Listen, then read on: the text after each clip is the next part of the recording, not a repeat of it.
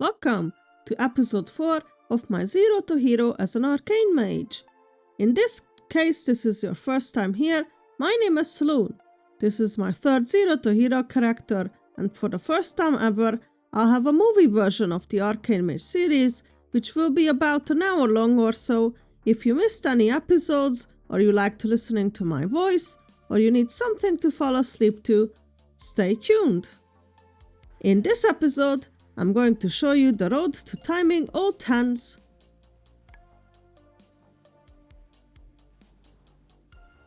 Talk about how Arcane Mage felt to play.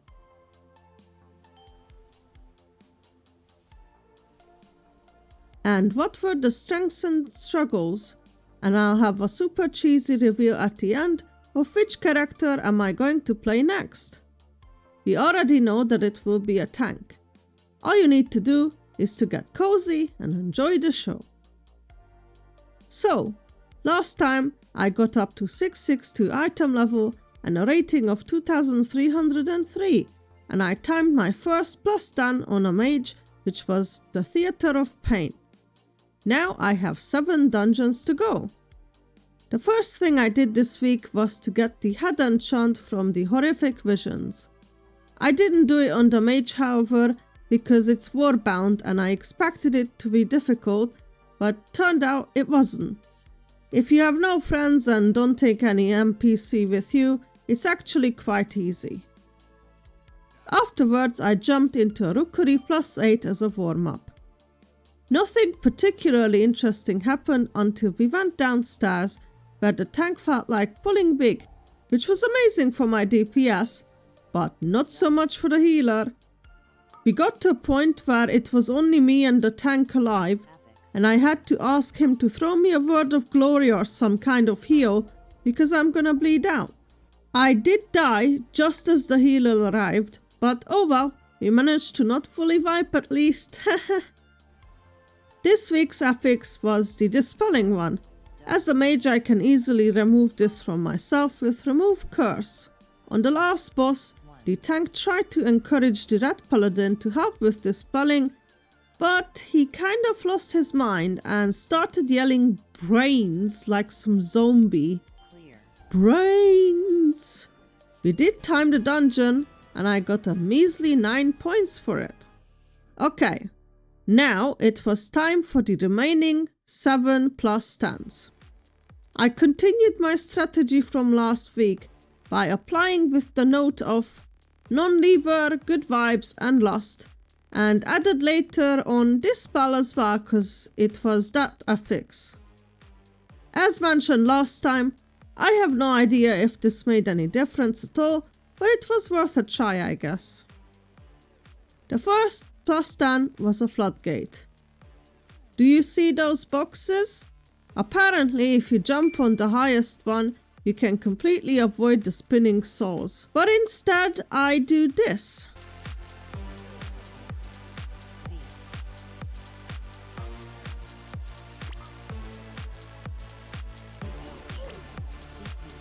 I didn't realize at the time that I wasn't even the first to die. Pretty much all of us did apart from the tank. And then the druid asked afterwards, "What was that?" Which came off to me as if he's looking for someone to blame. I explained myself because I thought I died first, and now I feel like an idiot because I felt so terrible and guilty about this mistake, but if we look closer, the druid died first by just simply taking a vacation in the Blades. Pretty much all of us messed up on that pool, apart from the tank maybe. I even apologized at the end of the dungeon one more time after we timed it. GG's, go next I suppose. This Mechagon 10 was kinda funny. For me at least, the others maybe not so much. We are graced by the presence of a survival hunter, something we see very rarely these days. I made a series on this back in season 1.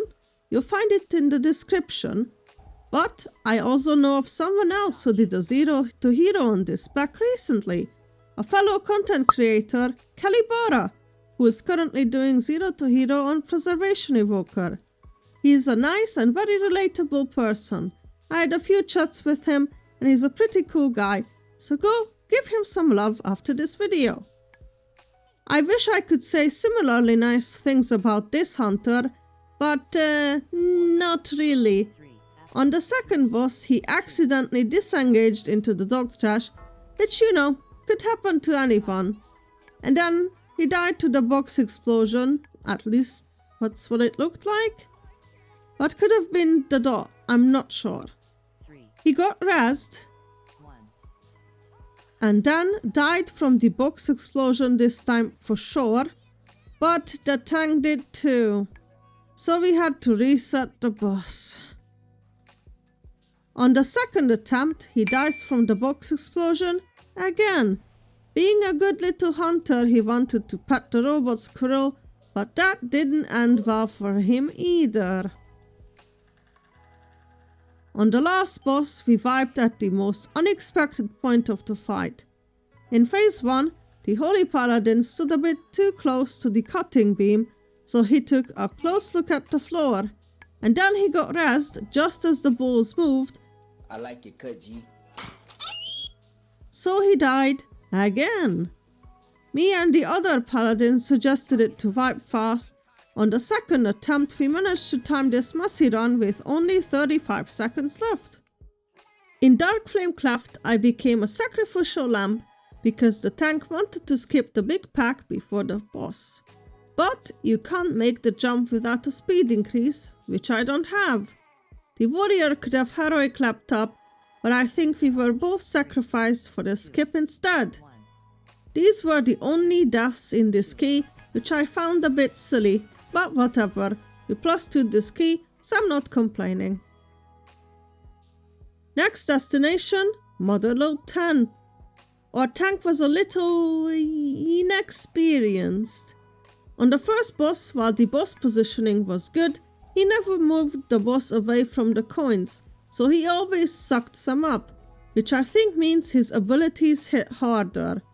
The healer did not hold back with the criticism, of course, by saying multiple times that he is too slow. I tried to defend him a bit by saying let him pull what he's comfortable with.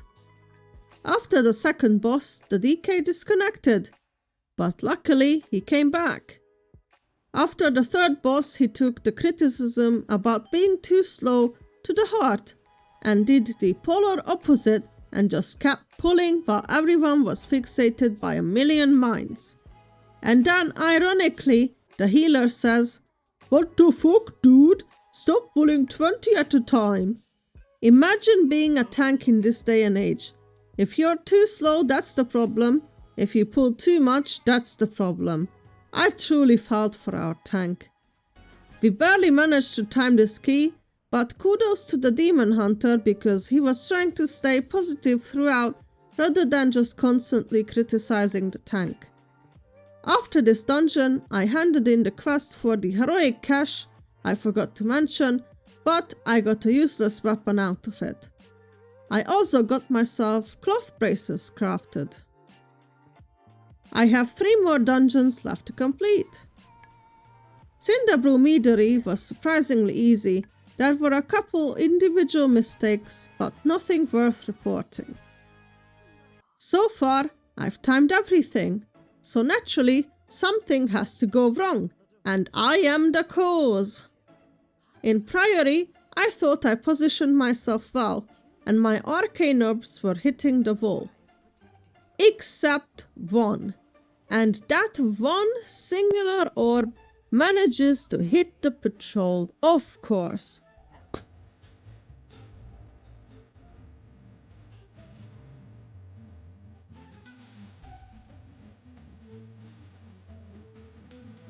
I fired several in that direction, all of them hit the wall, so why that one went further is beyond me.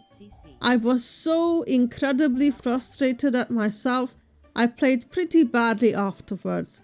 We had a full vibe to this, and although I didn't cause further vibes, the tank pulled a bit more than he could handle and went down. So we added another 5 deaths. It probably won't come as a surprise that we did not time this key, although we finished it. I was quite upset, so a few days later I redeemed myself in this dungeon by not dying a single time or causing any vibes.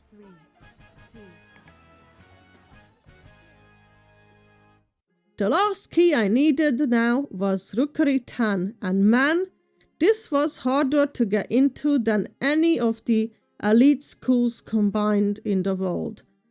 I just needed this one singular dungeon, and it was very frustrating to run around Dornogo and applying to rookeries. I imagine most high-rated people do this dungeon for their weekly key because it's a short one, and a lot of people abuse this fact. After about 2 hours or so, I finally got an invite. On the last boss, the hunter died at the start of the fight. Me and the tank tried to cover his side of the pillar. And then I kind of felt like the tank was trolling me by trying to cover it a second time.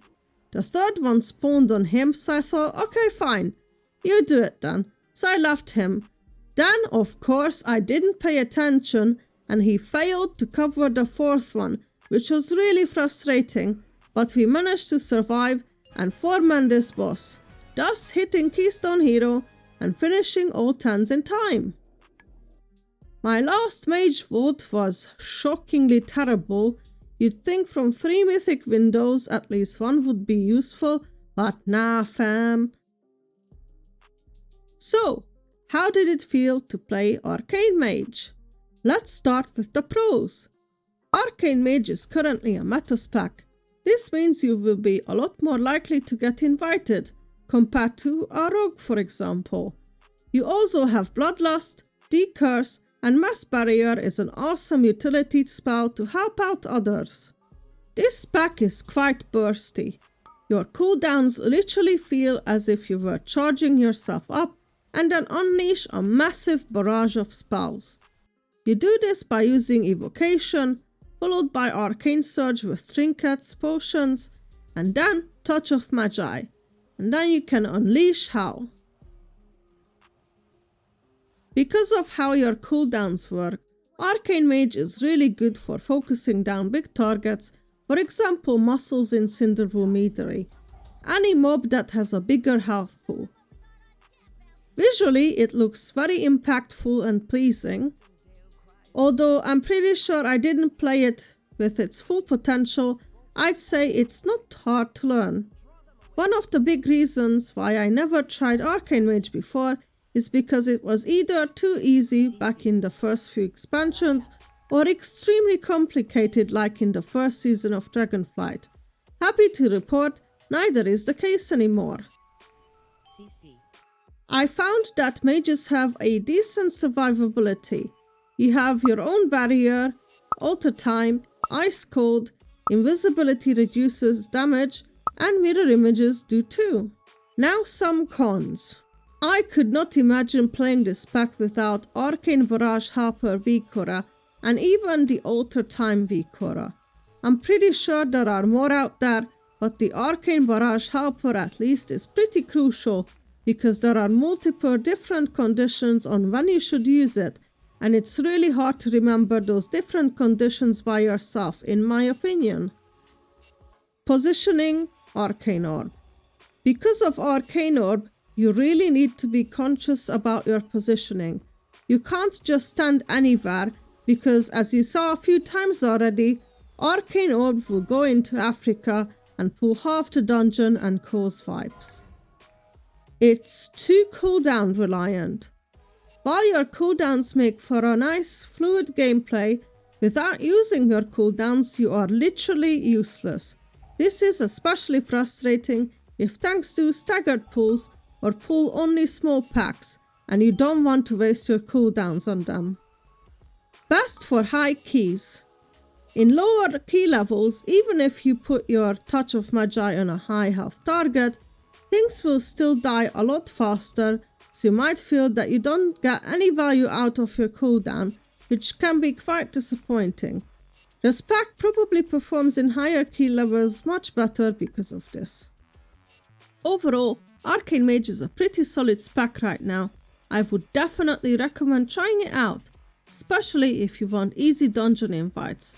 I only struggled with an invite for that Rookery 10, otherwise I only waited 10 minutes max, even for other plus 10s. It's quite fun to play if you don't mind having to position yourself. And now, the cheesy character reveal. Enjoy! I'm a night elf monk, tall and proud. This is my staff, and I roll around.